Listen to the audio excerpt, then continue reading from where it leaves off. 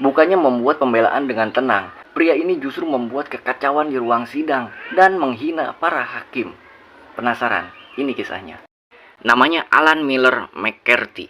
Awalnya berurusan dengan hukum setelah membuat panggilan telepon bernada ancaman ke kantor sheriff di Florida. Dalam panggilan itu, dia mengaku membawa senjata dan mengancam akan menembak seorang hakim. Bukan sekali, McCarthy disebut melakukan 4 panggilan yang berisi ancaman dan hinaan. Polisi kemudian melacaknya hingga akhirnya dia ditangkap. Masalah ini berkaitan dengan perkara sebelumnya. Hakim yang menjadi sasaran ancamannya pernah memberikan hak asuh anak kepada mantan istrinya dan memberlakukan larangan kontak terhadap McCarthy. Di tengah riwayat kekerasan domestik yang disebut dalam perkara tersebut.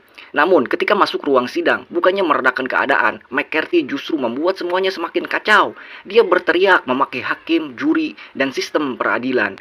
Dia memprotes karena saksi dan dokumen yang ingin dia ajukan tidak diperbolehkan. McCarthy juga menuduh pengadilan telah mengambil anak-anaknya secara tidak adil dan menganggap pengacaranya tidak membelanya dengan baik. Situasi semakin memanas ketika McCarthy mulai melontarkan hinaan seksual kepada hakim. Bahkan setelah hakim menanggapinya dengan tenang, dia tetap tidak berhenti. Teriakan dan kata-kata kasarnya terus mengganggu jalannya persidangan. Akhirnya hakim memerintahkan agar McCarthy dikeluarkan dari ruang sidang.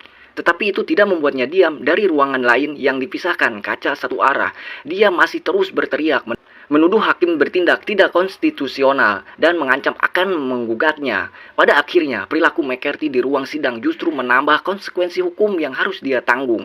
Berdasarkan materi yang kamu berikan, McCarthy dijatuhi hukuman 20 tahun penjara di Florida State Prison.